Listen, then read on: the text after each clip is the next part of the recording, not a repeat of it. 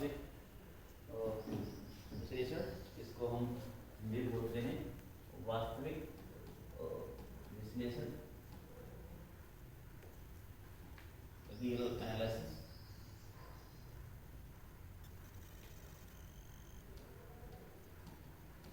और इसकी अपनी यूनिट फर्स्ट पढ़ने वाले हैं अपन आज। तो इसमें पहला पॉइंट आता है मेरा क्षेत्र। तो फील्ड बोलते हैं अपन इसको। फील्ड के ऊपर हम बात कर रहे हैं कि फील्ड क्या है। फील्ड अपन को डिफाइन करने से पहले अपन थोड़ा बाद में बात करेंगे किसके में। कोई मेरे पास सेट एफ है, क्या है मेरे पास कोई सेट एफ है, और इस सेट एफ में आपकी दो बाइनरी ऑपरेशन होती है, एक होती है प्लस की और एक होती है आपकी गुणन की। ठीक है, तो एक सेट लिया आपने एफ और इसमें कम से कम कितने एलिमेंट है आपके, दो एलिमेंट, जिस पर दो संक्रियाएं आपकी परिभाषित हैं, एक आपकी योग की और सेकंड है आपकी गुणन की। तो ये जो है आपका फील्ड होगा, यदि कब होगा, उसकी थ्रेड कंडीशन तो यही है पहले कैसे, एफ जो है ये मेरा एफ जो है एफ इस योग संक्रिया के सापेक्ष क्या होना चाहिए, क्या होना चाहिए बेटा, आवेदी समूह होना चाहिए। ये ध्यान है कि नहीं, आपको ग्रुप्स के बारे में पढ़ाया हुआ, ग्रुप्स क्या होते हैं मैंने पढ़ाया है आपके लिए। तो ये क्या होना चाहिए आपका, आवेदी समूह होना चाहिए। एफ जो है किसके सापेक्ष, आपका योग संक्रिया के सापेक्ष। एंड सेकंड क्या है आपका, सेकंड अब क्या किया आपने, इस एफ में से किसको हटा दिया आपने इस एफ को क्या कर दिया, F0। एफ में कौन है आपका, जीरो एंटी एलिमेंट है, तो आपने क्या किया, इस F0 में कौन है यहाँ पर, F0 में आपका F0 में कौन आएगा, F माइनस। आपने क्या किया, इस F में से किसको हटा दिया आपने, जीरो को हटा दिया। तो ये जो सेट है आपका F0 वो गुणन संक्रिया के सापेक्ष भी क्या होना चाहिए, अगेन ये भी क्या होना चाहिए आपका, आवेदी समूह होना चाहिए। ये कंडीशन किसकी है, आपकी फील्ड की है। यदि कोई सेट F इन दोनों कंडीशन को फुलफिल करता है तो हम बोलते हैं कि वो F जो है इन दोनों संक्रियाओं के सापेक्ष क्या कहलाता है, आपका क्षेत्र कहलाता है। तो क्षेत्र की परिभाषा, क्षेत्र कौन से होते हैं आपके, सेट ऑफ रियल नंबर, और कौन सा, सेट ऑफ रेशनल नंबर, वास्तविक संख्या को समझ, परिमेय संख्याओं को समझ, और एक आपका है सेट ऑफ कॉम्प्लेक्स नंबर। ये तीनों कौन है आपके, ये तीनों हैं मेरे कौन है, फील्ड हैं। हम इन्हीं के बारे में बात करेंगे क्योंकि सब टॉपिक का नाम क्या है, वास्तविक। वास्तविक मतलब केवल हम या तो किसके बारे में बात करेंगे, सेट ऑफ रियल नंबर के बारे में बात करेंगे या फिर सेट ऑफ रैशनल नंबर के बारे में बात करेंगे। जो भी प्रॉपर्टी है आपकी पूरी की पूरी वो हम बात करेंगे इसके बारे में, वास्तविक संख्याओं के बारे में या फिर परिमेय संख्याओं के बारे में। अब लिखें क्षेत्र, ये क्षेत्र होगा यदि ये दोनों कंडीशन लिखो, फिर हम आगे बढ़ रहे हैं। देखो इसको,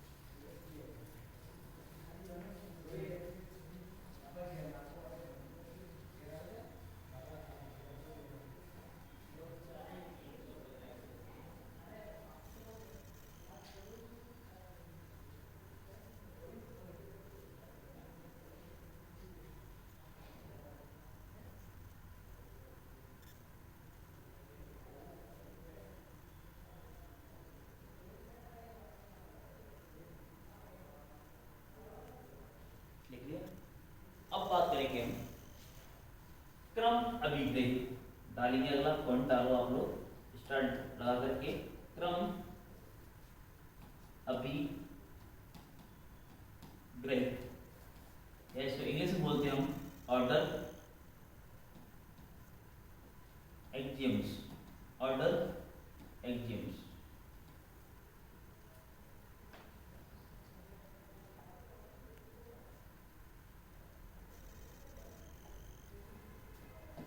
इसमें अपन ए पॉइंट डालेंगे बेटा। फर्स्ट पॉइंट डालो आप लोग ए, धनात्मक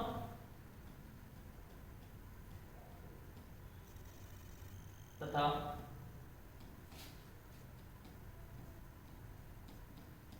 ऋणात्मक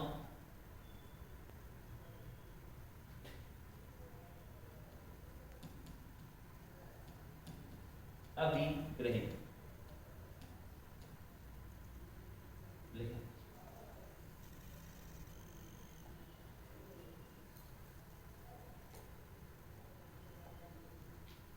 क्या कहता है यदि स्मॉल ए क्षेत्र एफ का कोई अवयव है तो यह क्या होगा भाई, धनात्मक होगा। कब होगा, यदि x की वैल्यू किससे बड़ी है आपकी, 0 से बड़ी है। फील्ड है आपका कोई f, may be real number, may be rational number, तो उसका कोई एलिमेंट क्या होगा आपका, पॉजिटिव होगा। कब होगा, जब उसका मान किससे बड़ा है आपका, 0 से बड़ा है।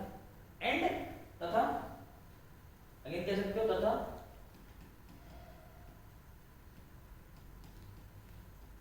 ऋणात्मक होगा यदि, कब होगा, यदि x की वैल्यू किससे कम है आपकी, 0 से कम।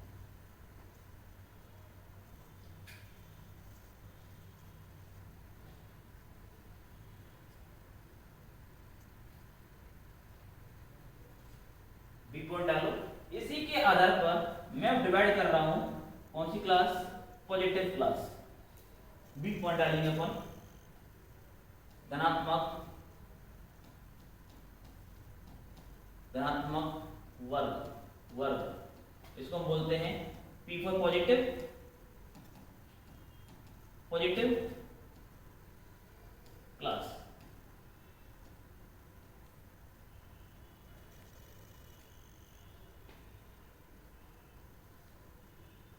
मुझे बताओ, दो पॉजिटिव संख्याएं हैं आपके सामने, तो उनका सम भी क्या होता है, पॉजिटिव। यदि कोई संख्या शून्य नहीं है तो यह पॉजिटिव होगी या फिर क्या होगा, होगी आपकी नेगेटिव। यदि नेगेटिव है आपकी तो नेगेटिव को हम पॉजिटिव कैसे बनाते हैं, आगे माइनस लगा करके। यदि कोई संख्या आपकी नेगेटिव है तो पॉजिटिव कैसे बनाते हैं उसको, आगे क्या लगाते हो आप, माइनस। वही कहने वाला हूं, कैसे देखें, फर्स्ट वन डालेंगे हम,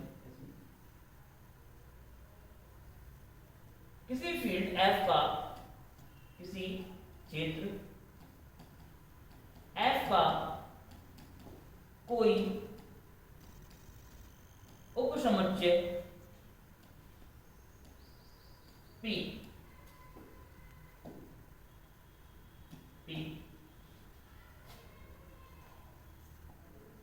धनात्मक वर्ग कहलाता है। यदि धनात्मक वर्ग कहलाता है यदि फर्स्ट कंडीशन है इसकी पहली कि x किसका एलिमेंट है, p का, y किसका एलिमेंट है, p का, दोनों ही पॉजिटिव क्लास में है। किसके एलिमेंट है, दोनों पॉजिटिव क्लास के हैं, तो इनका सम भी किसमें होना चाहिए भाई, पॉजिटिव होना चाहिए। और इनका मल्टीपल भी बेटा क्या होना चाहिए, आपस में पॉजिटिव होना चाहिए। ये पहली कंडीशन है इसकी। पॉजिटिव क्लास दे रखी है आपके सामने, तो उसका प्रत्येक एलिमेंट का सम हमेशा क्या होगा, पॉजिटिव, और उसको मल्टीपल भी क्या आएगा, हमेशा पॉजिटिव। और सेकंड पॉइंट है इसके अंदर, यदि x नॉट बिलोंग्स टू क्या है आपका, जीरो, जीरो नहीं है, तो क्या करेगा एम्प्लॉई, तो x या तो किसमें बिलोंग करेगा, p में, या पॉजिटिव होगा, है ना, या फिर क्या होगा आपका नेगेटिव। यदि वो पॉइंट नेगेटिव है आपका, वो वैल्यू क्या है आपकी नेगेटिव है, या तो क्या करोगे आप, क्या करोगे, उस नेगेटिव के आगे क्या लगा दोगे, माइनस, तो किस बिलोंग कर जाएगा वो आपका, ये x पॉजिटिव है तो पॉजिटिव किस में जाएगा, p में जाएगा, भाई पक्की बात है। जैसे ही नेगेटिव हुआ, x की वैल्यू नेगेटिव हुई, तो क्या करोगे आप, उसके आगे नेगेटिव लगा दोगे, तो ये ओवरऑल क्वांटिटी क्या है आपकी, पॉजिटिव। पॉजिटिव होते ही ये किसे बिलोंग करेगा, p में बिलोंग करेगा। ये कंडीशन किसकी है आपकी, पॉजिटिव क्लास की कंडीशंस हैं, देखें।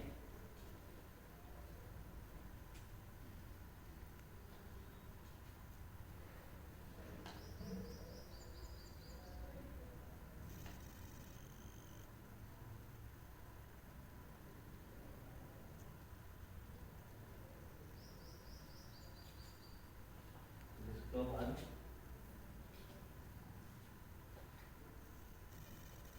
धनात्मक धनात्मक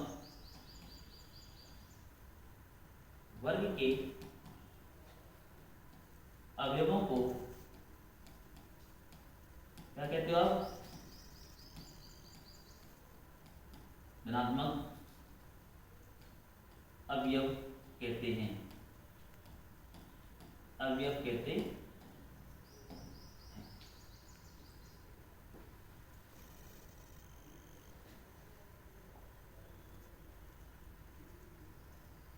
जो पॉजिटिव क्लास में एलिमेंट आएंगे उनको हम क्या बोलेंगे, पॉजिटिव एलिमेंट कहेंगे। तथा x किसका एलिमेंट है, फील्ड का, बट ये x अब किसी बिलोंग नहीं कर रहा है, p में बिलोंग नहीं कर रहा है, मतलब क्या समझे, वो पॉजिटिव नहीं है, अब वो क्या है, नेगेटिव, मतलब उसको क्या बोलेंगे हम, उसको बोलेंगे हम ऋणात्मक अवयव। तो लिख सकते हो आप, तब x क्या कहलाएगा, तब x क्या कहलाएगा, ऋणात्मक अवयव, अवयव कहलाता है।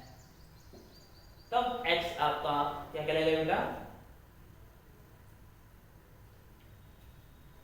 तब आपका बेटा x जो है वो कहलाएगा आपका ऋणात्मक अवयव, ऋणात्मक अवयव कहलाता है।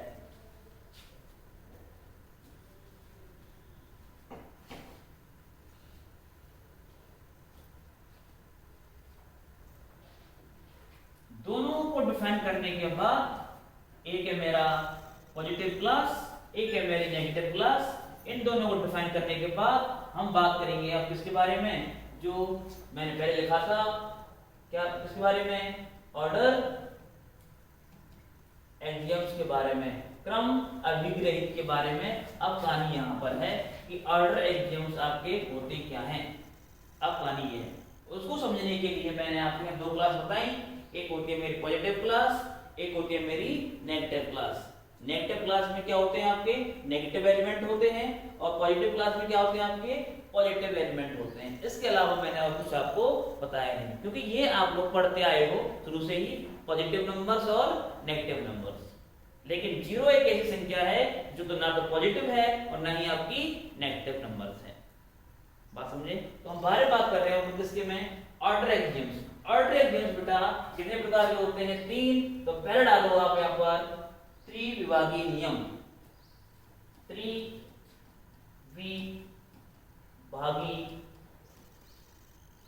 नियम, जिसको बोलता हूं मैं का ट्रिकोटोमी लॉ।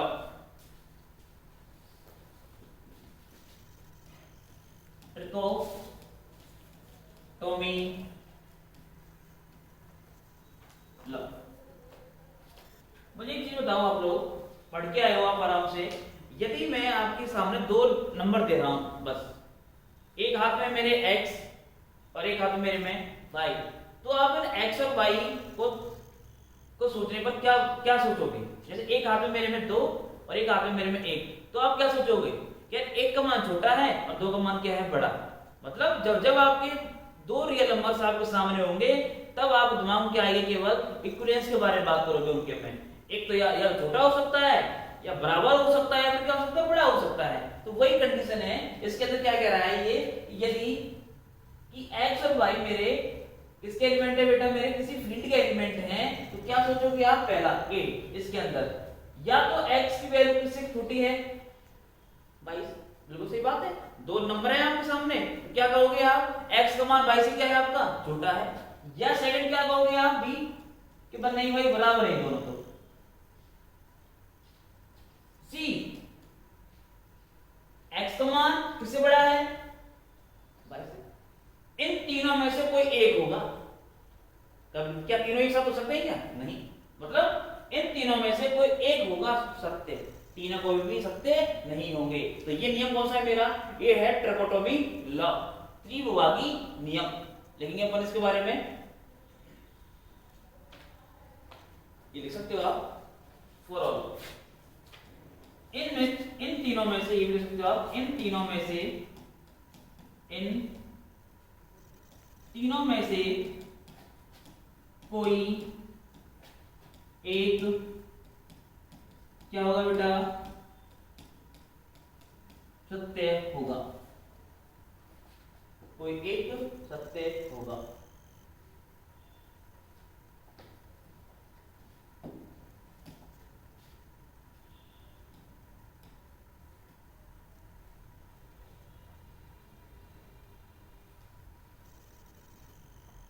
दूसरा पॉइंट, इसको डालना चाहते हो आप, O1 डाल सकते हो आप। जैसे इसको डालना चाहते हो ना, O1 डाल सकते हो, O1। अब अपन बात करेंगे O2 की। O2 का नाम है संक्रामक लॉ, नियम।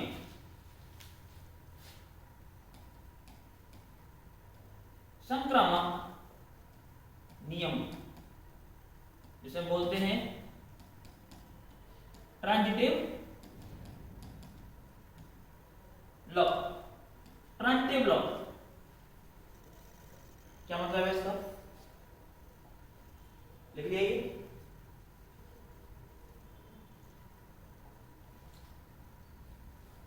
यदि संक्रामक नियम की जब भी बारे में बात करेंगे, यहां पर कितने नियम के कितने पॉइंट लूंगा मैं? हमेशा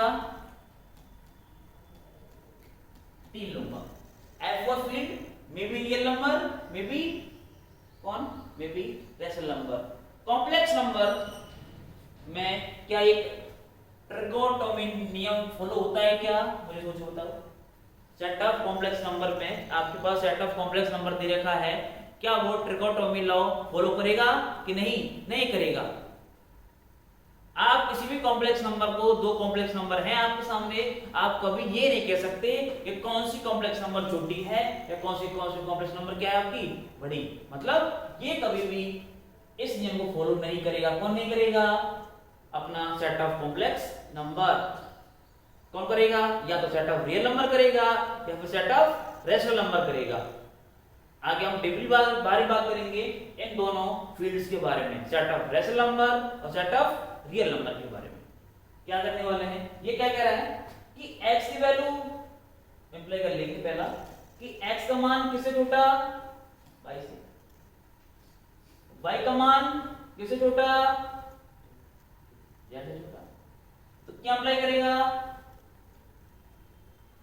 x का मान किससे छोटा होगा?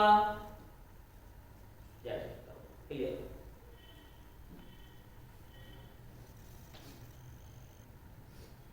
बिल्कुल ठीक लिख दिया अपन ने।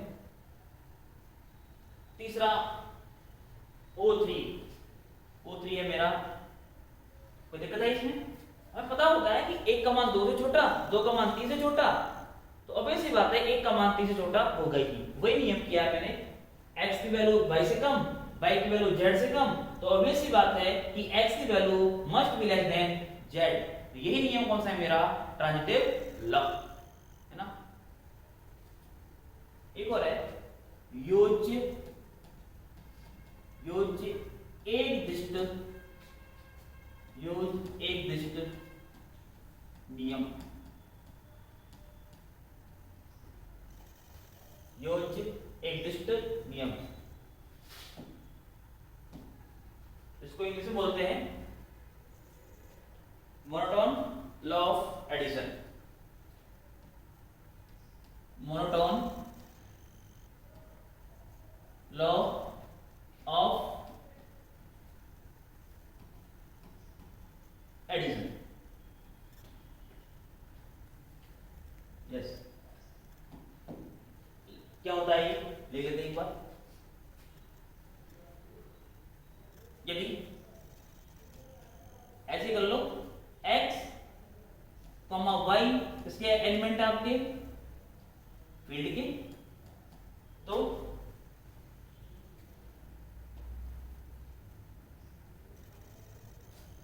फॉर ऑल कर लेते हैं, फॉर ऑल। तब आप कुछ भी कर लो इनमें से,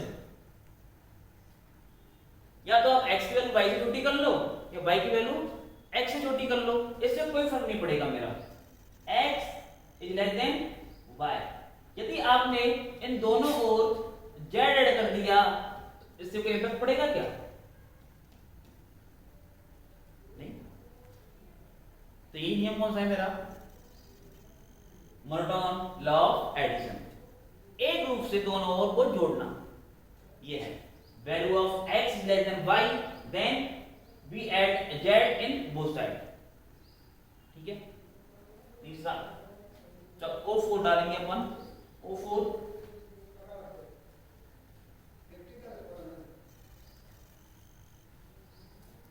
गुणन एक दिष्ट नियम, गुणन एक दिष्ट, ये भी लिख लो आप, यहां जो z है ये f का एलिमेंट है,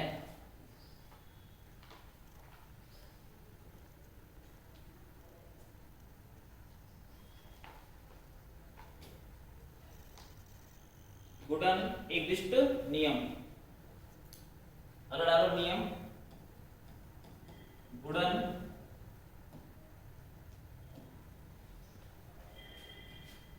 एक दिष्ट नियम, वही हो जाएगा ना, क्या हो जाएगा इसका, मोनोटोन लॉ फॉर मल्टीप्लिकेशन, है ना। इंग्लिश में लिखने आप monotone law for of multiplication, ये लो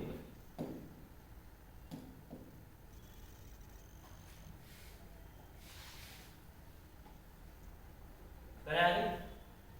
यदि फॉर ऑल x, y किसके एलिमेंट हैं, f के। अब जो मैं z ले रहा हूं वो एक पॉजिटिव नंबर ले रहा हूं, z हमेशा पॉजिटिव होना चाहिए।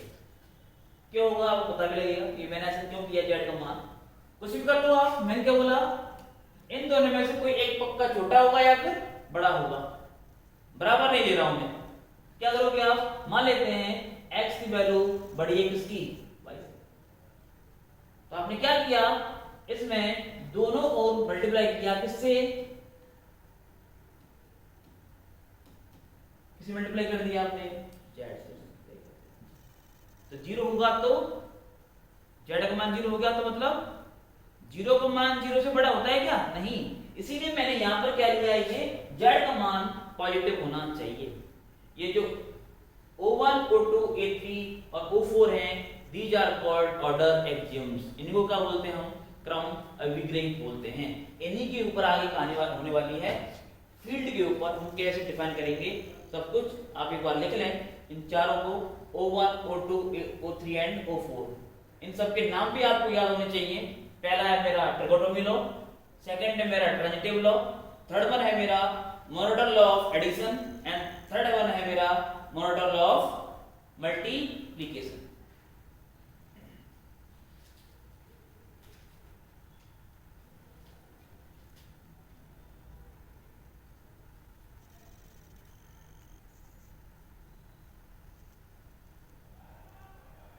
डी पॉइंट डालेंगे अपन, 3 पॉइंट हो चुके हैं अपने, डी पॉइंट डालो। इन्हीं के ऊपर अपन डिफाइन करते हैं ऑर्डर्ड फील्ड। क्या डिफाइन करते हैं अपन?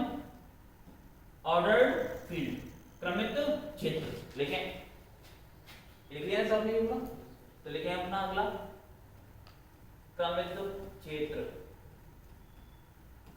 क्रमित क्षेत्र जिसे मैं बोलता हूं ऑर्डर्ड